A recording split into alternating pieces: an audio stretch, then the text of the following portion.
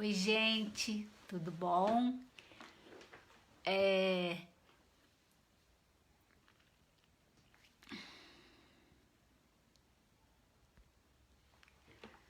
bom, é, eu sou Ângela Liberati, para quem eu não conheço. A gente vai conversar hoje um pouco sobre o regime político do Brasil e acho que isso ajuda a gente a entender, inclusive, as decisões dos nossos governantes, né?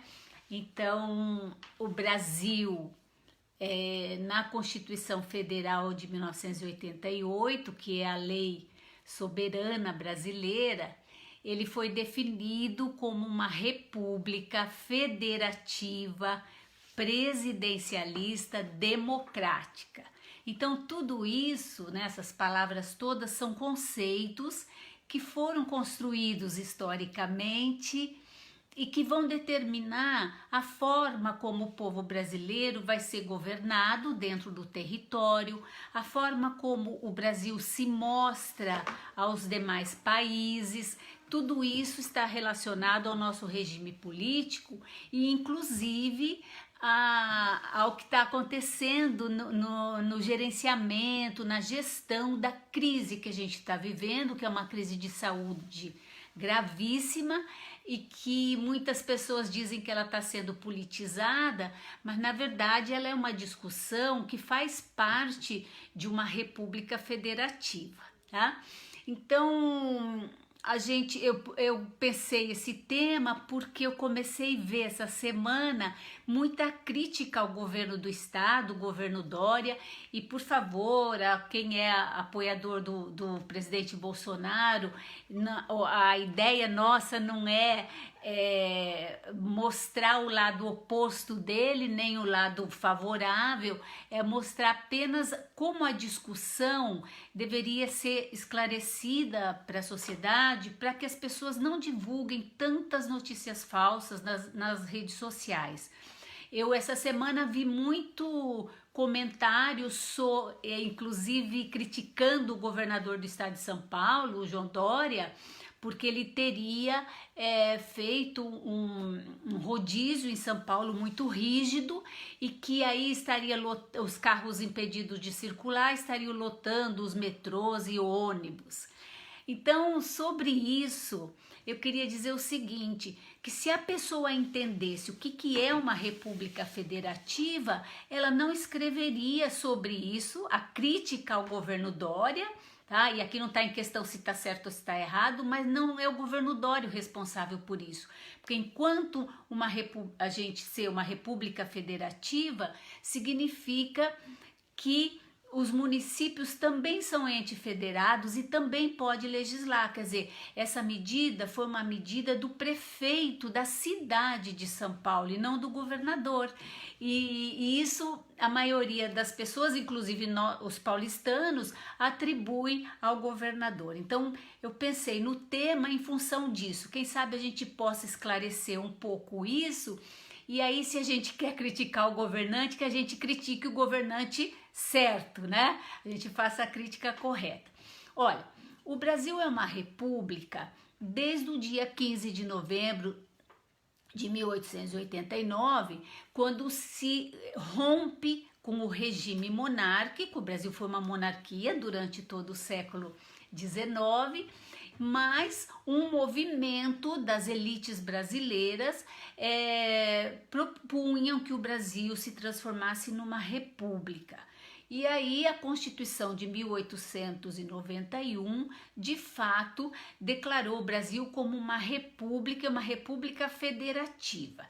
Então, desde então, o Brasil funciona com esse regime político que é uma cópia do modelo norte-americano. Então, daí que a gente vai falar muito rapidamente sobre a história dos Estados Unidos e de por que os Estados Unidos criou esse modelo e de como o Brasil, ao copiar esse modelo republicano federativo, ele vai ter que adaptar para as nossas condições históricas. Os Estados Unidos fez a sua independência numa guerra muito longa contra a Inglaterra, que era no século XVIII uma grande potência já mundial, e os norte-americanos, que eram constituídos por 13 colônias inglesas separadas, resolveram enfrentar o poder do Estado inglês e fazer a sua separação, a sua independência. Nessa guerra, os Estados Unidos foi ajudado pela França, que era um país que até a Primeira Guerra Mundial sempre se posicionou em guerras ao lado contrário da Inglaterra. Então a França achou por bem ajudar na guerra de independência dos Estados Unidos, tá? Daí inclusive o presente da França, que é a Estátua da Liberdade, que hoje está em Nova York, foi um presente francês por causa dessa parceria na guerra de independência. Bom, então quando os Estados Unidos venceu a guerra e a Inglaterra foi obrigada, inclusive de forma muito humilhante, a assinar o Tratado de Paz lá no Palácio de Versalhes, na França, né, inimigo histórico da Inglaterra, os Estados Unidos começou a ter problema pelo seguinte: eram 13 pequenos países que começaram a não dar certo. Não dá certo por quê? Não dá certo porque eles tinham participado de uma guerra, então eles estavam decadentes, né? Tinham gasto muito dinheiro nessa guerra. Eles não tinham uma moeda única e forte. Os soldados que voltavam da guerra, eles voltavam esfomeados, doentes, machucados, e invadiam as fazendas e provocavam um tipo absurdo de violência, porque inclusive estavam armados, né? Porque foram armados para a guerra. E o que a gente vai ter é que esses 13 estados, que já tinham cada qual um presidente, resolveram se unir para ver se existiam soluções comuns, né? Que contemplassem os 13 países, para trocar ideias num congresso, que é o Congresso da Filadélfia. Bom, então cada um desses países mandou um representante, e nessa discussão toda, que a gente vai encurtar, algumas soluções surgiram. E uma delas, defendida, até trouxe aqui para vocês o livro, e depois eu vou colocar para vocês as referências bibliográficas. Esse livro aqui, O Federalista, de 3 autores norte-americanos que participaram ativamente dos debates do que deveria acontecer com aqueles 13 países. Qual deveria ser a ação desses presidentes para que conseguisse manter a independência, mesmo porque a Inglaterra ameaçava com outra guerra e a independência não estava assegurada. Então, Alexander Hamilton, James Madison e John Jay são os autores. Então, esse livro é composto por artigos que eles escreviam em jornais, tentando convencer o povo desses 13 países da solução que eles estavam propondo, dizendo que essa solução seria melhor.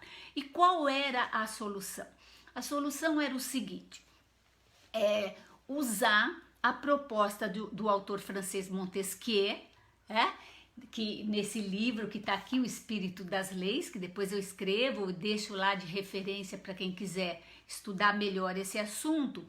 O Montesquieu dizia o seguinte, que em um país, nunca todo o poder deveria ficar em mãos de uma pessoa só ou de um grupo só, tá? Que dentro de um país, se o país quisesse dar liberdade para o seu cidadão, deveria existir 3 funções ocupadas por grupos diferentes da sociedade. Então, a função de legislar, fazer as leis, a função de executar as leis e a função de julgar se tudo estava andando corretamente e depois punir. Tá?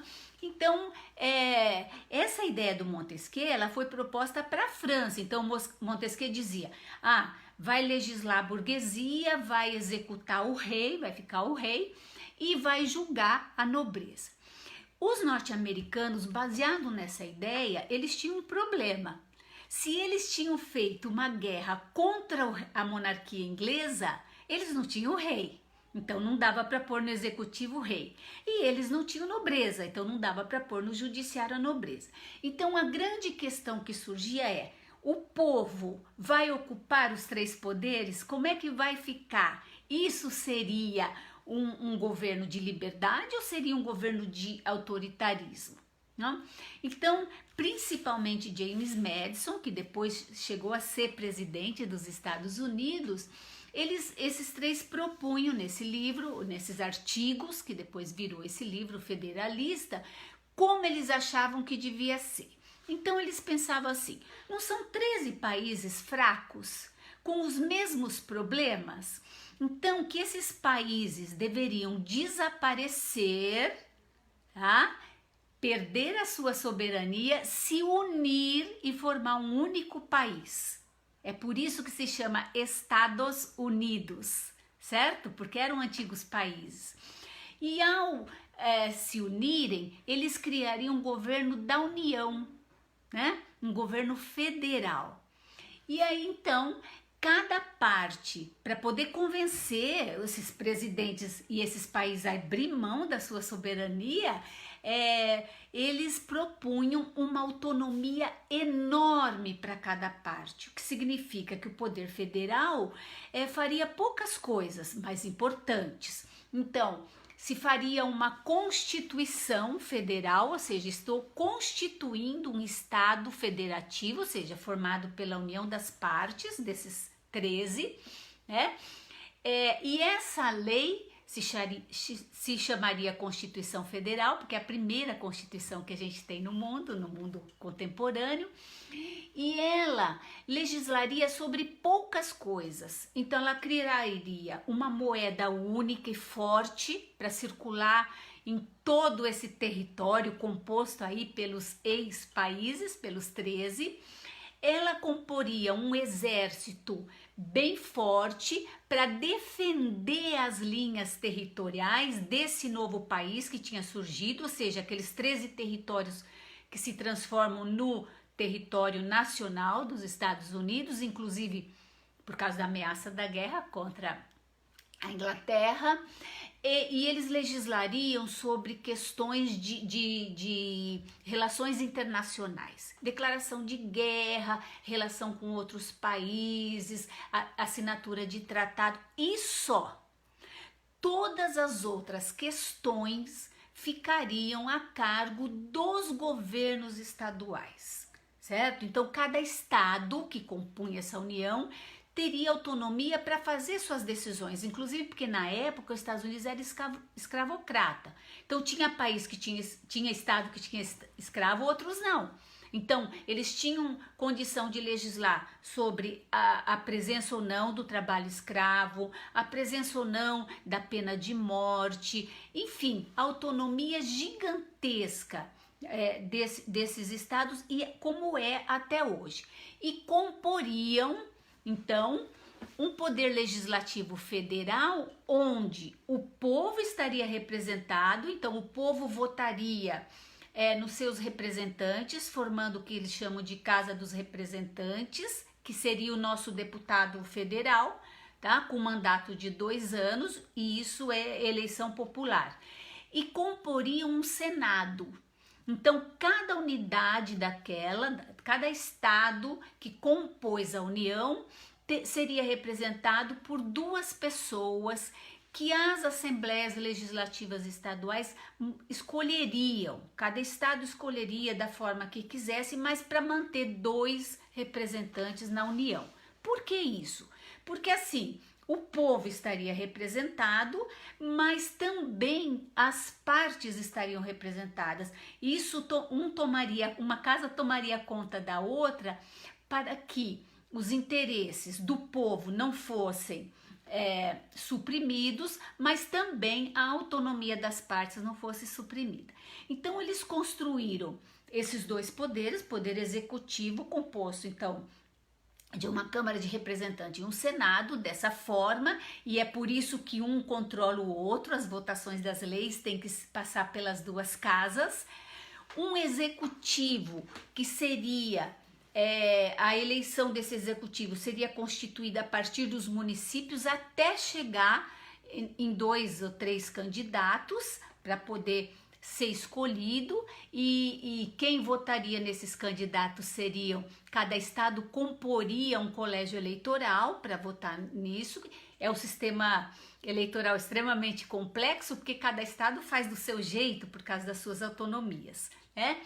E criaram a Suprema Corte e entenderam que o poder judiciário era muito fraquinho, porque ele tem que ser provocado, ele não pode funcionar sozinho, né? Assim, sem ninguém solicitar a presença do judiciário. Então eles dotaram a Suprema Corte norte-americana de um poder enorme. E qual seria a função dessa Suprema Corte norte-americana? Tomar conta da Constituição. Tudo que fosse referência ao poder constitucional, e veja, a Constituição norte-americana é curtíssima, ela tem 7 artigos, né? E depois ele tem 27 emendas, que são emendas de direitos fundamentais. A Suprema Corte é para cuidar dessas questões, não é para ela interferir do julgamento na justiça estadual, muito menos a dos municípios. Então, Estados Unidos, essa é a ideia do James Madison, a gente chama de sistema de freios e contrapesos, ou seja, o povo ocupará todos os 3 poderes, legislativo, executivo e judiciário, certo? Mas haverá um equilíbrio entre esses poderes, eles têm que ser harmônicos, todos trabalharem para cumprir o objetivo desse país, a finalidade desse país, por que esse país se formou afinal, né? Mas eles têm que ter independência, não deve haver a interferência de um poder no outro. Isso, gente, é uma república. E todas as repúblicas contemporâneas a partir daí, elas são compostas pelos 3 poderes, quer dizer, o poder do Estado. No Brasil também a gente é uma república federativa, a gente é a União, né? O poder da União está na Constituição Federal, certo? Que é a lei soberana que a gente tem no Brasil, e a partir dela que tudo se origina. Mas é impossível numa república você extinguir um dos poderes, como por exemplo a marcha para fechar o Supremo Tribunal Federal. Isso é um absurdo. Isso numa república pode ser considerado crime contra o Estado, crime contra a república. A república obrigatoriamente ela divide as funções do Estado, aquele que legisla, aquele que executa e aquele que julga. Embora muitas vezes esses poderes se interpenetrem, por quê? Porque eles têm que ser harmônicos mesmo, que eles têm que ser independentes, nada de um interferir no outro, ou fazer função que seria do outro, por exemplo, o executivo legislar, ou independente do legislador, ou o judiciário executar. Isso não é possível, tá? Porque seria aí um desvio no modelo que nós escolhemos, que é o modelo republicano, tá? Então, feitas essas considerações, se o Brasil... Então, para resumir o sistema norte-americano, a república é organizada com os 3 poderes, né? Legislativo, executivo e judiciário, harmônicos e independentes. É união, porque uniram-se partes, mas essas partes têm autonomia quase que total. A gente sabe quando a gente assiste filme norte-americano de perseguição, quando o sujeito passa para um outro estado, por exemplo, ele está na Califórnia, ele vai até o Texas, e aí aquela polícia da Califórnia não pode correr atrás dele no Texas. Isso é autonomia, tá? Então os filmes mostram muito bem como que funciona essas autonomias estaduais, certo? Então, para exercitar essas autonomias, os estados que compõem a União, eles podem legislar. Tá? Eles têm que legislar, eles podem criar alguns tributos, eles podem criar algumas regras, desde que não esbarre na Constituição Federal. Então, se a gente tem uma Constituição Federal muito curta nos Estados Unidos, significa que há muita autonomia nos estados. Mas assim é o que a gente chama de distribuição de competências. Não é que a gente vai ter um poder mais importante que o outro. Não. Cada poder tem a sua própria competência, então não é para avançar no dos outros. Então eu vejo muito essa questão na discussão aí sobre a questão, por exemplo, do Dória. O Dória me parece que atualmente é a vítima aí, ou é o algoz do coronavírus, né? E eu acho que parte dessas críticas elas se devem ao desconhecimento de como funciona uma república federativa, e é o que nós somos, né?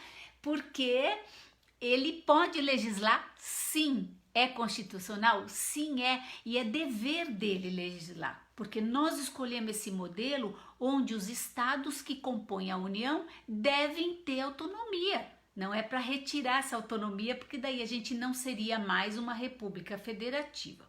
Mas para a gente não ser mais uma república e nem federativa, a gente teria que modificar a Constituição. Então, esse regime político brasileiro, que é cópia do norte-americano, vai ter que ser adaptado aos nossos costumes, ele vai ser adaptado, né, para funcionar. Mas ele contém algumas estruturas que não podem ser mexidas. Então, a Constituição brasileira diz: o Brasil é uma república federativa. Ora, o que ele está dizendo? Nós somos uma república, o nosso estado vai ser organizado em 3 poderes ou 3 funções: a função de legislar, a função de executar e a função de julgar, tá? Pelo povo. Esses poderes vão se equilibrar, mas eles têm autonomia, cada um executando as suas funções, tá? Bom, o Brasil é federativo. O que significa que a Constituição está dizendo? A Constituição está dizendo que as partes que compõem essa União, quais partes são? No Brasil são os estados, São Paulo, Paraná, Mato Grosso, e os municípios. Então, tanto os estados quanto os municípios vão legislar, vão criar recursos próprios de tributos, certo? Porque está na Constituição. E mais, esse modelo república federativa presidencialista, que a gente também vai falar, ela foi confirmada pelo povo brasileiro num plebiscito que teve em 1993 e que o povo confirmou que é isso mesmo que quer. Ele quer viver dentro de uma república que é federativa, significa dar autonomia às partes, certo? E ser um poder democrático e ser presidencialista. Então, isso não pode ser mudado.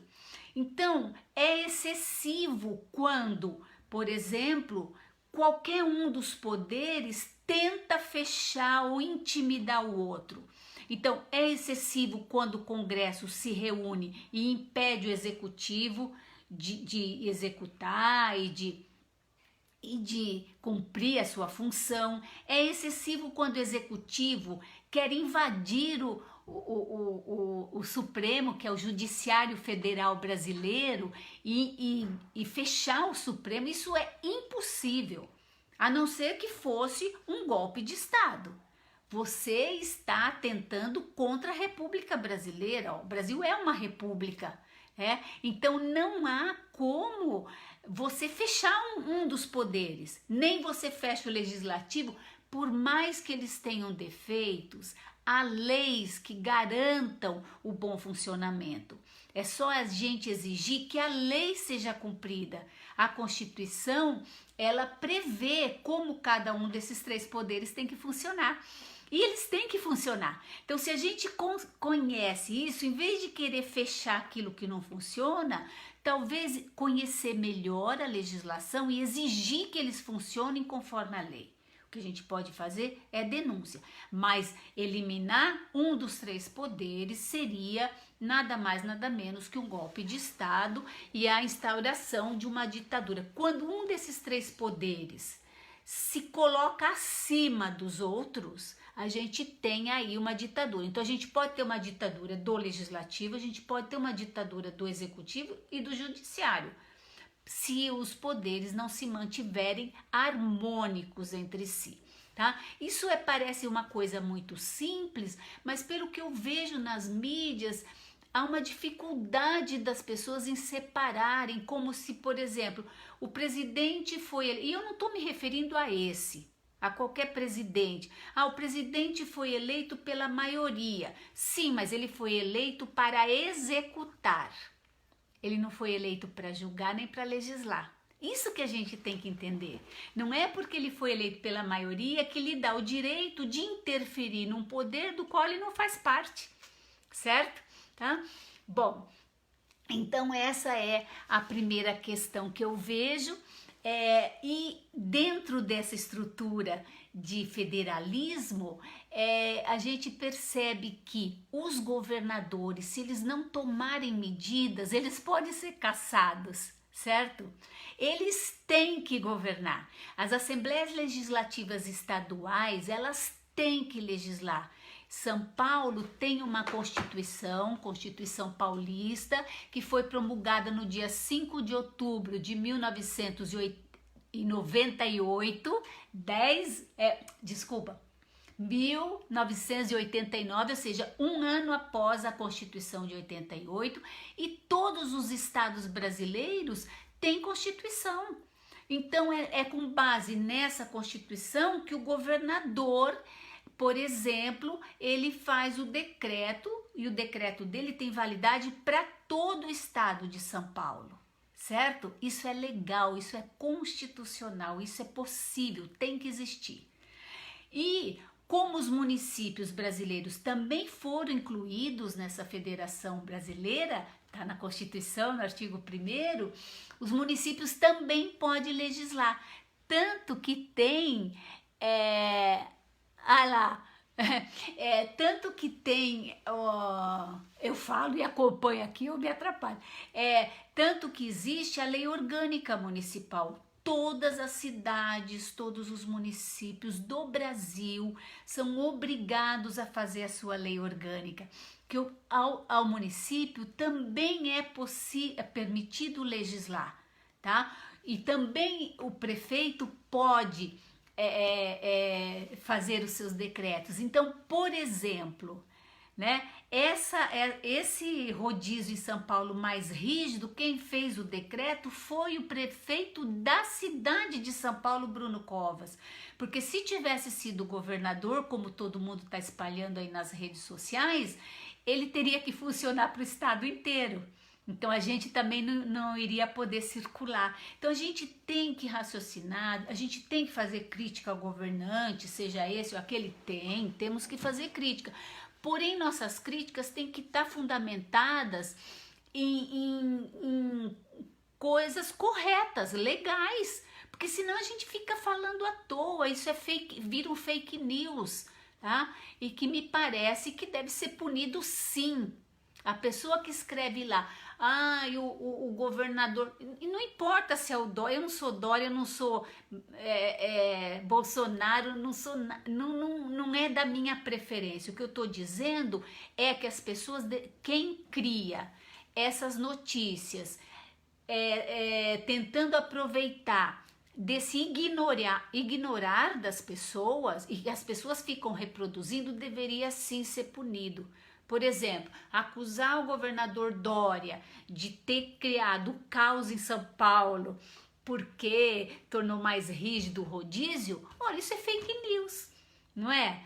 E mostra uma ignorância ou uma má fé de quem escreve, né? Porque a pessoa que escreve é responsável por aquilo que ela escreve, não é? Ela tem que pesquisar antes de escrever. Como é que ela torna público um texto de má fé? Isso é muito ruim, isso impede a democracia num país. Pensa a gente sendo governado por fake news, não é? Aproveitando da falta de conhecimento da sociedade e propagando coisas que as pessoas vão enlouquecendo. Por quê? Normalmente fake news cria uma grande confusão na cabeça, que cada hora se fala uma coisa, tá? Isso não ajuda em nada o Brasil e se todo mundo é patriota, quer que o Brasil saia dessa, isso não ajuda em nada, tá? Então, o terceiro elemento que constitui o nosso regime político, então nós somos uma república, portanto vamos continuar com os três poderes e é melhor a gente torcer para isso, certo? É porque os poderes se opõem, equilibram o governo tanto do Estado Federal como dos municípios e estados, certo? A gente vai continuar então com os três poderes porque somos uma república. Somos federativos, portanto, sim, os governos estaduais podem legislar, podem tomar suas decisões, podem criar os seus tributos, isso é correto, é obrigação deles, é para isso que eles ganham.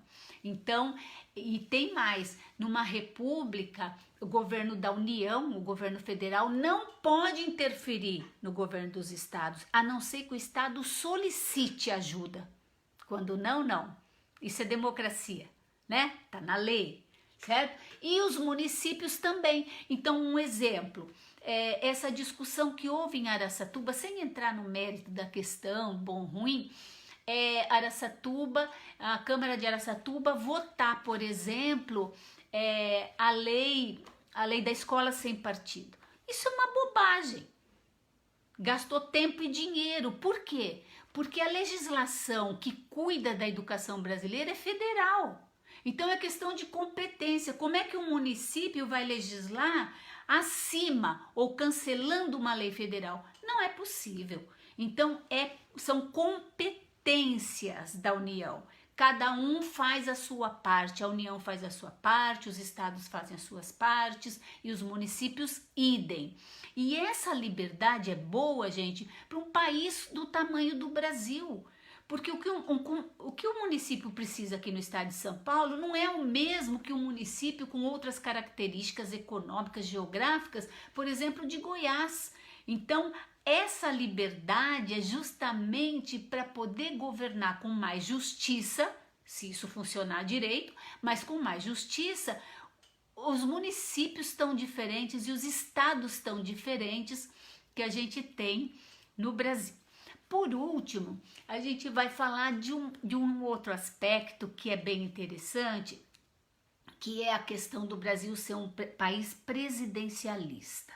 Olha, e isso também entrou no plebiscito de 1993 e o povo também já apoiou isso. O Brasil já foi parlamentarista no século XIX, no Império, com Dom Pedro II, e já foi parlamentarista durante um período do governo João Goulart. Mas o Brasil, desde que fundou a sua república, tradicionalmente é uma república presidencialista. O que significa ser presidencialista, assim, de forma bem simples, para a gente também não entrar nessa discussão muito teórica, é o seguinte: cada poder da república, porque é uma forma de organizar o Estado, né? Como é que eu vou organizar a confusão toda? Cada um desses três poderes tem duas funções, tá? Então, o legislativo, ele faz leis e ele tem que fiscalizar. O legislativo é muito responsável se as coisas andam erradas, porque ele tem que fiscalizar se a lei está sendo cumprida, não é para ele só fazer lei, tá? Todos os legislativos, então, o Congresso Nacional, as Assembleias Legislativas Estaduais e as câmaras municipais, não é para só ficar fazendo lei, para fiscalizar as coisas. Bom, o judiciário, eu vou deixar o executivo por último, o judiciário tem duas funções, ele julga e diz qual vai ser a pena, não é? Ele determina tal, certo? E a grande questão do presidencialismo está no poder executivo. Então, quando a gente tem uma república que é presidencialista, a gente tem o seguinte: duas funções do executivo são governar o país, né? Executar as leis e com essas leis governar o país. Então, por exemplo, tem uma lei na Constituição, no artigo 3º, que diz que o governante, ele já está até feita a lei, o governante tem que diminuir a pobreza. certo? Ou o governante tem que reduzir as diferenças entre as regiões brasileiras. Então, a diferença é que, dependendo do partido político, da ideologia de quem se elege para o Executivo Federal, é apresentar propostas públicas para alcançar esse objetivo. E aí, obviamente, se for mais liberal, mais isso, mais aquilo, ele vai apresentar propostas diferentes. Mas ela não é para ele inventar o Brasil de novo, tá? O Brasil já está inventado. Aí é para ele governar baseado numa legislação. Então, ele executa. Então, isso é a função de governo. A gente diz chefe de governo. O chefe de governo federal brasileiro é o presidente Bolsonaro, ok? Ele foi eleito, tudo mais. A segunda função que tem dentro do poder executivo é representar o Estado quando se trata da ordem internacional, das relações internacionais. Então, por exemplo, não tem mais como um país viver isolado em si mesmo, não é?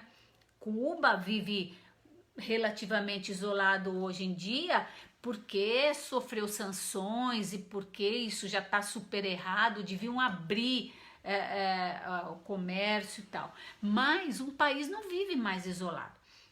Então ele participa das relações internacionais, tanto econômicas como culturais, como de pesquisa na saúde. A gente participa de várias ações que envolvem outros países. Então essa é a segunda função do executivo, fazer a representação do país que ele governa, chefe de governo, fazer a representação desse país fora.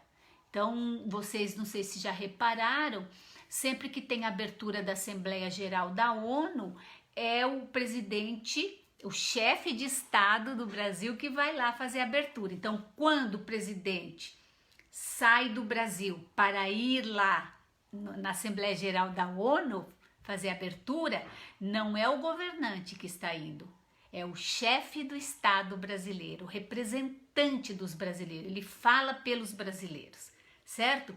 E quando ele está lá, ele não pode governar, de lá mandar, né, Twitter e WhatsApp governando, por isso que no lugar dele fica o vice.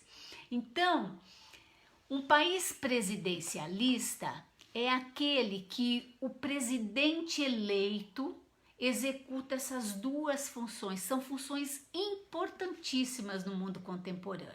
Ele governa, ele é o chefe de governo, e ele ao mesmo tempo tem que representar esse Estado nas relações internacionais, certo? Então, qual seria a diferença? Então, a crítica que se faz a esse modelo que o Brasil adotou, porque tanto tem positividades quanto negatividades. A crítica que se faz é dificilmente uma única pessoa realizaria as duas funções bem. Não é difícil, né? Porque para você governar, você tem que ter determinadas características. E nem sempre as características que você precisa para ser chefe de Estado você reúne. Então nós podemos ter um bom governante e um péssimo chefe de Estado e vice-versa. Depende das características de quem foi eleito presidente. A meu ver, e isso é minha opinião, tá? Eu sei que o mundo hoje está muito aflito, né? As discussões estão muito violentas, mas isso é minha leitura. O Brasil teve um grande chefe, estadista. Quando eu falo, o Fernando Henrique Cardoso foi o maior estadista que o Brasil teve, eu estou falando de que função dele? Enquanto chefe de Estado. Ou seja, quando Fernando Henrique, chefe de Estado brasileiro, viajava, primeiro que ele fala um monte de línguas, segundo que ele já deu aula em tudo quanto é universidade, super conhecido, né, no mundo político, ele era muito respeitado, ele era ouvido. Quando ele fazia discursos, quando ele ia negociar com outros países, o Brasil estava super bem representado. Então ele foi o quê? Um estadista, um grande chefe de Estado. Isso é minha opinião, né? Agora, não significa dizer que ele foi um grande governante, mas ele também teve que ser governante, porque No sistema presidencialista é uma pessoa só para fazer as duas coisas. Diferente, por exemplo, de países que são parlamentaristas. Por exemplo, a França é um país parlamentarista, uma república parlamentarista, Portugal, tal, que é quando a gente pega o executivo e divide essas duas funções em duas pessoas. Então, no poder executivo, você tem duas pessoas. Uma que vai governar o Estado, ou seja, cuidar das questões das políticas públicas, tem lá os seus ministros para apoiá-lo e tudo mais, e outra pessoa, então esse que governa no sistema parlamentarista é chamado de primeiro-ministro, premier, chanceler, conforme a língua aí que a gente tá se referindo, e se for uma república, ele vai ter um presidente, e esse presidente, ele vai ser um chefe de Estado, ou seja, ele vai representar aquele país frente a outros. Esse sistema parlamentarista, ele tem muitas diferenças, assim, para a gente entender dos outros países, a gente teria que olhar a legislação, ver o sistema eleitoral que eles usam, né? Porque cada país é soberano para organizar o seu regime político, certo?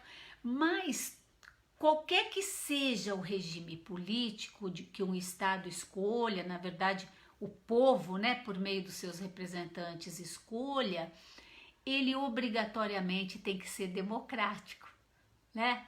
E daí, quando a gente fala de república, a gente podia dizer o Brasil, olha, o Brasil é uma república, porque organiza o seu Estado, o seu poder de Estado, dividindo as funções de legislar, executar e julgar, né? E organiza baseado num conceito em que todos eles vão ser ocupados, as funções ocupadas por gente do povo, né? A república, inclusive, tem uma particularidade que é a alternância no poder. Por exemplo, tá? Para os autores clássicos que defendem a república, seria um absurdo, já morreram, né? Mas seria um absurdo eles saberem que no Brasil tem vereador que está 30 anos no poder, deputado federal ficou 40 anos no poder, senador ficou a vida inteira no poder. Isso não é típico de república.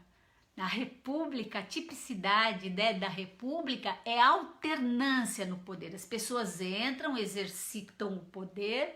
Eu até penso que seria uma boa iniciativa popular que a gente pudesse fazer quando o Congresso liberar isso, que a gente possa fazer pela internet, é permitir a reeleição para cargos legislativos, vereador, deputado estadual, deputado federal e senador, que não é bem legislativo, mas também 2 mandatos só. Se o presidente pode ter 2 mandatos, o executivo também deveria poder só 2 mandatos, para deixar outras pessoas também exercitarem o poder, aqueles que desejam participar do poder político eletivo no Brasil, certo? Então, o Brasil tem essas falhas na sua composição, mas a gente é uma república e espero que a gente continue sendo uma. Tá? A gente é, então, uma república federativa, porque a gente sabe que as partes vão poder legislar, podem e devem. Essa é a função dos governadores e dos prefeitos. Só que a gente tem que entender que uma ação do prefeito, ela tem eficácia dentro do município, dos limites do município. Uma ação do governador tem eficácia dentro dos limites do Estado. Não é simples isso, quando a gente vai falar, vai escrever, que a gente leva isso em conta. Foi para o Estado inteiro? Não. Então, não tem decreto do prefeito. Não tem como o governador nisso. É óbvio que nessa pandemia, o ideal para a gente é que os poderes federal, estadual, municipal se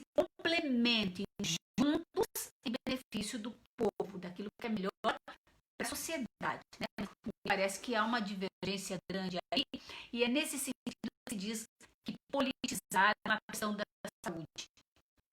Mas eu acho que não é uma questão para ser politizada. Política se faz, campanha depois, quando chegar na época da eleição. Né? Enquanto governa, a República Federativa ela tem que funcionar.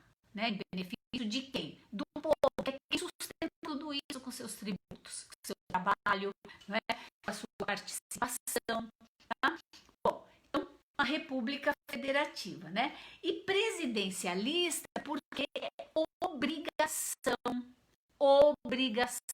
constitucional do presidente exercitar bem essas duas funções. Lógico que ele não pode saber de tudo para governar, para isso ele tem ministro de Estado, tá?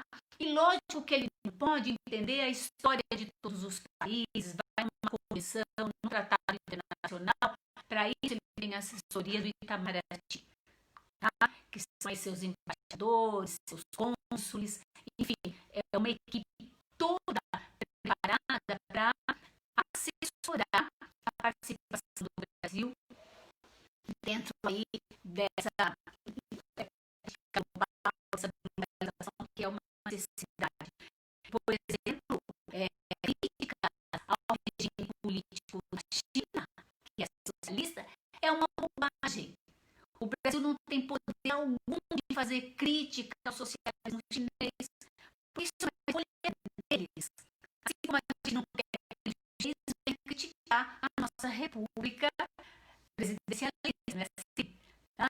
Então, essas questões elas podem ser discutidas teoricamente. Olha, quais os benefícios de uma república presidencialista, federativa, o que não dá certo, vamos aperfeiçoar. O que é que o Estado socialista faz de bom que a gente poderia aproveitar? Se é que faz alguma coisa boa, vamos aproveitar, fazer trocas.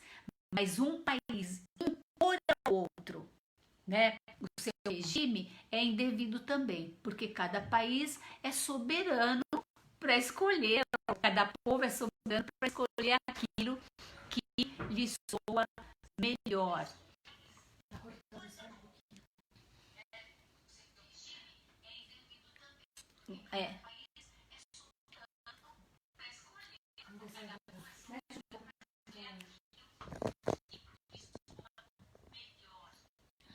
Bom, então a gente vai por último comentar como é que esse sistema pode ser democrático, certo?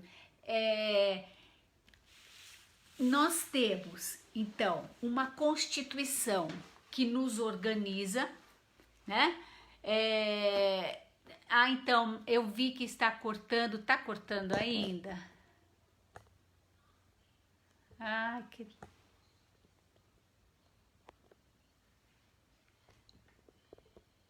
Vamos ver. Bom, vamos ver se melhorou agora. Então, vamos lá. De toda forma, o que a gente tem então, uma república presidencialista democrática, né? Onde esses três poderes harmônicos, independentes e não se permitam que um poder interfira no outro, isso é ditadura, é indevido e é inconstitucional.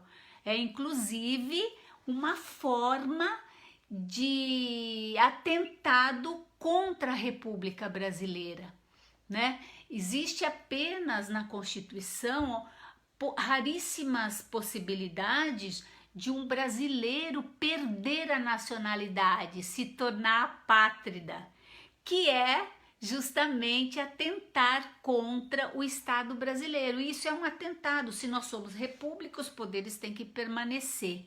Tá? Inclusive esses movimentos separatistas que ocorrem no Sul, às vezes aparece a ideia de fazer movimento separatista, esses movimentos logo desaparecem. Por quê? Porque eles não são possíveis. O Brasil é formado por uma união indissolúvel de partes, Quais são as partes? Os estados, os municípios. Então, nenhum estado pode querer se separar dessa união, porque ele acaba por dissolver a união. Tá? Então, muito que a gente vê nas mídias, nas redes sociais, elas são atentados contra a República Brasileira, contra o federalismo brasileiro, e passa um pouco, a meu ver, por uma falta de oportunidade de conhecer uma coisa que o próprio povo escolheu. Foi um plebiscito, certo? E um plebiscito significa: vou perguntar ao povo brasileiro o que ele quer para esse país. E o povo disse: eu quero uma república federativa, os estados terão autonomia, portanto os governadores vão fazer lei e os municípios também. Certo? Então, isso é uma escolha do povo. E manter isso é manter um país democrático. Querer atropelar isso contra a vontade do povo, contra o que está escrito na Constituição, aí sim é uma ideia que tanto é antidemocrática, ou seja, golpista, como também é um atentado contra os interesses nacionais, porque o nosso interesse é de que o Brasil continue do jeito que é. Para haver mudança nisso, teria o povo que ser consultado novamente, certo? Tá? E a democracia, nisso tudo, é aquela condição onde isso que está posto seja respeitado. Isso que está posto se concretize. Então, se está posto que nós teremos o governante cuidando da saúde, isso tem que ser concreto. O governante tem que cuidar da saúde, certo? Ele tem que apresentar sua proposta para o cuidado com a saúde, principalmente agora que a gente está nessa crise toda, mas que não é só brasileira, que é mundial, né? Se na Constituição está posto que a educação, que a informação tem que ser acessível a todos, isso tem que se concretizar. Querem ver um exemplo? Há muitas críticas à Rede Globo, até eu acho engraçado, porque a Rede Globo foi montada na época da ditadura militar, né? Era o canal da ditadura, tá? E agora é acusada de ser o canal, sei lá, de esquerda, não sei, absurdo, né? Vejam vocês que interessante.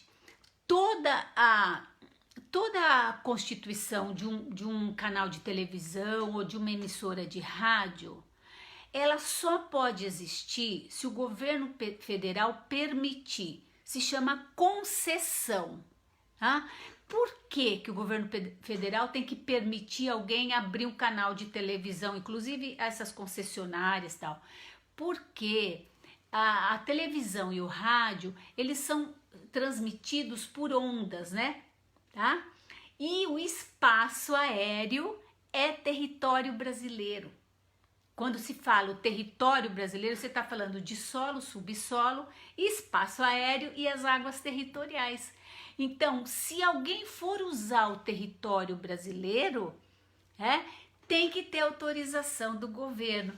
Então, significa que a Rede Globo funcione, e a Constituição diz que a concessão será dada a canais de televisão e a emissoras de rádio para, primeiro, divulgar a cultura, educar, né? E trazer, enfim, informações e coisas boas para o povo, para a democracia, tá? Então, se, por exemplo, a Rede Globo funciona, é porque ela tem autorização federal, certo? Eu não sei por quanto tempo esse contrato, não fui olhar, mas significa que ela existe porque o Estado concorda. Então, eu penso que as críticas deveriam mostrar isso. Olha, uma emissora X que tem concessão federal não atende ao interesse aí da democracia brasileira, do povo brasileiro. O que é que vai fazer? Teria o governo que forçá-la a cumprir aquilo que está na Constituição. Olha, você tem que educar, você pode usar o território brasileiro, o espaço aéreo, mas você tem que propor programas educativos, programas que informem, programas culturais. Agora, dizer a emissora é comunista, isso é complicado, porque se ela é comunista, ela tem autorização da República Federativa Presidencialista do Brasil para funcionar, né? Eu não sei se respondi alguma coisa, eu acho que a gente pode continuar. Ah, lá o Guilherme, que é o Guilherme que manda em mim, né, Guilherme? Ele está dizendo que a Globo vai precisar renovar sua concessão em 2022. Então, essa concessão, ela é do Estado, tá? Então, isso que a gente precisa saber, rádio, televisão, usam o território brasileiro para funcionar. Então, sempre que a gente for criar um texto ou ler algum texto, verificar se esses argumentos, eles são consistentes, tá?